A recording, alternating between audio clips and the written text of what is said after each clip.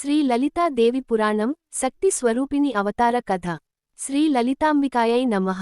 ప్రతి శక్తికి మూలం, ప్రతి జీవానికి దివ్యమాత శ్రీ లలితా త్రిపురసుందరి దేవి కథ ఇది. ఈ కథలో మీరు వినబోయేది శక్తి, ప్రేమ, ధైర్యం మరియు దైవ విజయ గాథ. సమస్త విశ్వానికి ఆదికారణంగా బ్రహ్మ, విష్ణు, మహేశ్వరులు ఉన్నారు. కాని వీరి లోపల పని చేసే పరాశక్తి ఎవరో తెలుసా? ఆమెయే శ్రీ లలితా త్రిపురసుందరి దేవి. ఒకప్పుడు తారకాసురుని కొడుకు అయిన భండాసురుడు భయంకర తపస్సు చేసి బ్రహ్మదేవుని నుండి వరం పొందాడు. నా మరణం ఒక స్త్రీ చేతిలోనే జరగాలి అని. ఈ వరంతో అతడు భూలోకాన్ని, దేవలోకాన్ని, అంతరిక్షాన్ని కూడా ఆక్రమించి దుష్టకర్మలు చేశాడు. దేవతలు బంధించబడ్డారు. యజ్ఞాలు ఆగిపోయాయి.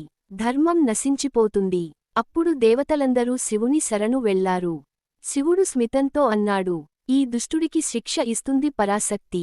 ఆమె ఆవిర్భవించేది అగ్నికుండం నుండి. శ్రీ విష్ణుమూర్తి, బ్రహ్మదేవుడు మరియు శివుడు తమ తత్వాలను ఒక మంత్రతంత్ర శక్తిగా చేర్చి ఒక అగ్నికుండం ప్రాంగణంలో మహాశక్తిని ఆహ్వానించారు. ఈ అగ్నికుండం నుంచి వెలువడినది శ్రీ లలితా త్రిపురసుందరి. ఆమె రూపం అశేష సుందరమైన రూపం. 4 చేతులు, పాశం, అంకుశం, పుష్పబాణాలు, చాపం ధరించినవారు.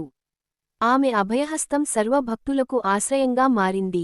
ఆమె వాహనం శ్రీ చక్రరాజ రథం. ఆమెతో పాటు జన్మించినవారు దండనాథ, మంత్రిని, వారాహి, శ్యామల మరియు అనేక దైవిక శక్తులు. ఇలా శ్రీ లలితా త్రిపురసుందరి అవతరించగా భండాసురుడు ఆమె శక్తిని అంచనా వేయలేకపోయాడు. కాని ఆమె లక్ష్యము ధర్మస్థాపన. యుద్ధం ప్రారంభించడానికి ఆమె సిద్ధమవుతోంది. శ్రీ లలితాదేవి పురాణం అమ్మవారి రూపవైభవం మరియు శక్తులు. శక్తి స్వరూపిణి, సౌందర్య సింధువైన త్రిపురసుందరి దేవి గురించి మరింత తెలుసుకుందాం. ఆమె అవతారంతో భక్తులకు ఆశ, దేవతలకు రక్షణ కలిగింది. అమ్మవారి దివ్య రూపం. లలితాదేవి రూపం అనిర్వచనీయమైనది. ఆమెను చూడగానే సృష్టి సర్వం త్రాణ పొందింది. ఆమె ముఖ కాంతి సూర్య చంద్రుల కంటే ప్రకాశవంతం. కనుబొమ్మలు విల్లులాగా వంపుగా ఉంటాయి. ఆమె కళ్లలో నుండి కరోనా జలది ప్రవహిస్తుంది. నుదుటిపై చందన బిందువు, వక్షోజాలపై కాంతిమయ హారాలు. 4 చేతులలో పాశం, అంకుశం, పుష్పబాణాలు, చాపం ఉంటాయి. ఈ ఆయుధాలు ఏమిటంటే, పాశం బంధాలు లేదా మనస్సు నియంత్రణకు, అంకుశం అహంకారాన్ని నశింపజేయడానికి, పుష్పబాణాలు ప్రేమను బలంగా చేస్తూ శత్రువు మనస్సును మార్చడానికి, చాపం మనస్సును లక్ష్యానికి దారి చేయడానికి. శ్రీచక్రరాజం అమ్మవారి రథం. శ్రీ లలితా త్రిపురసుందరి రథం పేరు శ్రీచక్రరాజం. ఇది ఒక తంత్రశక్తితో రూపొందిన మహారథం. ఈ రథంలో 9 అవరణాలు ఉంటాయి. అవే శ్రీచక్రంలోని నవరత్నాలు. అందులో ప్రతి మెట్టు ఒక్క శక్తిని సూచిస్తుంది. పరాంకం మీద అమ్మవారు ఆసీనమై ఉంటారు. అమ్మవారిని సేవించే దైవిక శక్తులు. 1. మంత్రిని దేవి, రాజమాత. ఆమె అమ్మవారి రాజకీయ సలహాదారు. అమ్మవారి చెంత ఎప్పుడూ ఉండే శక్తి. దివ్య జ్ఞానంతో పూర్ణంగా ఉంటారు. 2. దండనాథాదేవి, సైన్యాధిపతి. అమ్మవారి యుద్ధసేనకు నాయకురాలు.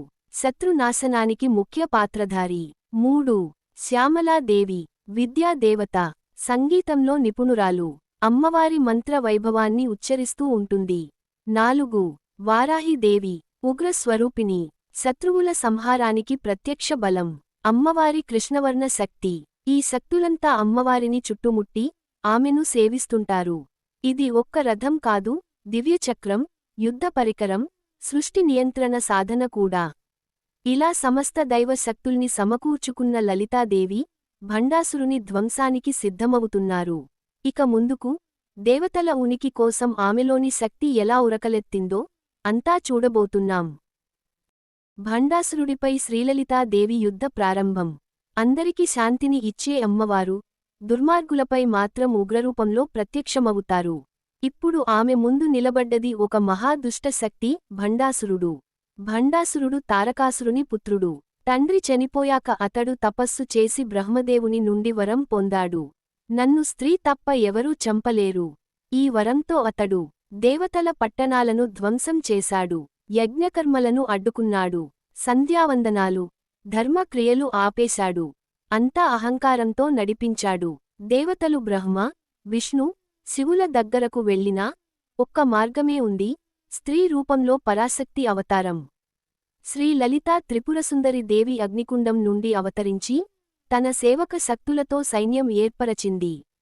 శ్రీచక్రరాజం పై అమ్మవారు ఆసీనమై ముందు దండనాథాదేవి సైన్యానికి కమాండ్ ఇస్తుంది. మంత్రినిదేవి అమ్మవారికి దారి చూపుతుంది. వారాహిదేవి దుర్మార్గ శక్తులను నాశనం చేస్తుంది. అమ్మవారు శబ్దిస్తున్న రథంతో ఆకాశాన్ని తాకే ధ్వనితో భండాసురుని వైపు ప్రయాణం ప్రారంభించారు. భండాసురుని మంత్రి చెప్పాడు, ఒక స్త్రీ నీ మీద యుద్ధానికి వస్తోంది.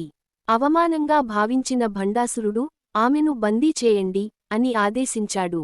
అమ్మవారి సేనలోని శక్తులు మంత్రశక్తి, తంత్రశక్తితో శత్రు శిబిరాలను ధ్వంసం చేయసాగాయి. శత్రువుల మందిరాలు ధ్వంసమయ్యాయి. వారాహిదేవి స్వరూపం చూసి భండాసురుని సైనికులు భయంతో పారిపోయారు. ఇక అసలైన యుద్ధం మొదలవుతుంది. భండాసురుడు తన అసుర శక్తులతో మాయలు చేస్తాడు. కానీ శ్రీలలితాదేవి తన శ్రీచక్ర తంత్రంతో ఏ విధంగా వీరిని ఎదుర్కొంటుందో తెలుసుకుందాం. శ్రీచక్ర తంత్రం ద్వారా సంహారం. ఘోరమైన యుద్ధానికి ముహూర్తం వచ్చింది. ఒకవైపు భయంకరమైన భండాసుర సేన, మరోవైపు పరిపూర్ణ శక్తిగా శ్రీ లలితా త్రిపురసుందరి సేన. శ్రీచక్రం ఈ పేరు వినగానే శక్తి, భద్రత, సంపద గుర్తొస్తాయి. శ్రీచక్రం 9 ఆవరణలతో కూడిన శక్తి మంత్ర యంత్రం. ఇది అమ్మవారి రథం మాత్రమే కాదు, ప్రతి ఆవరణ ఒక్కొక్క దుర్గశక్తికి ప్రతీక. ఈ తంత్రానికి మంత్రశక్తితో మిళితం చేసినవారు మంత్రిని, శ్యామల. శ్రీచక్రం ఎక్కడ నిచ్చెనలా ఉంటే భండాసురుని రాజధాని తలకిందులవుతుంది. వారాహిదేవి ఉగ్రరూపంలో మాయగురాలు మరియు గూఢచారుల్ని నాశనం చేస్తుంది. దండనాథాదేవి భండాసురుని జనరల్స్ను ఒక్కొక్కరిని శిరోచ్ఛేదం చేస్తూ ముందుకు సాగుతుంది. శ్యామలాదేవి శబ్దశక్తిని ఉపయోగించి శత్రువుల బుద్ధిని చెడగొడుతుంది. ప్రతి శక్తి తండ్రిగా, తల్లిగా కాకుండా ఒక యోధురాలిగా నిలబడింది. అమ్మవారి బాణం పుష్పబాణమై కనిపించినా శత్రువు మనస్సును కొట్టిపడేస్తుంది. ఆమె చాపం ధర్మ బాణాల నిదర్శనంగా అమోఘంగా పనిచేస్తుంది. భండాసురుడు తన మాయాశక్తిని ఉపయోగించి అనేక అవతారాలు ధరించి ధ్వంసం చేయాలని చూశాడు. కాని శ్రీలలితా తంత్రశక్తి ప్రతి మాయను తొలగించింది. అమ్మవారు ఓసారి కన్నెర చూస్తే శత్రువు జ్ఞానం కోల్పోయాడు. భక్తి మరియు ధైర్యం కలగలిసిన తత్వం ఆమెది. భండాసురుని మహాసేన నాశనం అయింది. చివరకు భండాసురుడు తానే యుద్ధంలో దిగాడు.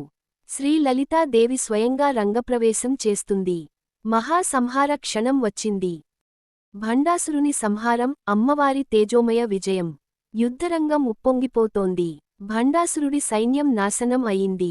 చివరికి భండాసురుడు తానే రంగప్రవేశం చేశాడు. ఇక దివ్యశక్తికి, దుష్టశక్తికి మధ్య మహాయుద్ధం ప్రారంభం. భండాసురుడు అనేక మాయలు, బ్రహ్మాస్త్రాలు ప్రయోగించాడు. అమ్మవారి రథాన్ని మాయాల వల్ల కదలకుండా చేయాలని చూశాడు. కానీ శ్రీలలితా త్రిపురసుందరి తురీయ స్థితిలో ఉన్నవారు.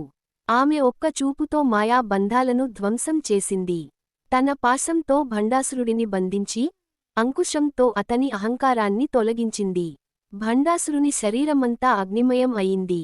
అతడి శ్వాసలు గాలిలా వదిలిపోతున్నాయి. శ్రీలలిత అమ్మవారు చివరగా తన పుష్పబాణం ప్రయోగించి భండాసురుని హృదయాన్ని ఛేదించెను. అతడి శరీరం భస్మమయింది. అప్పటినుండి భక్తులు అమ్మవారిని భండాసుర సంహారిని అని పూజించటం మొదలెట్టారు.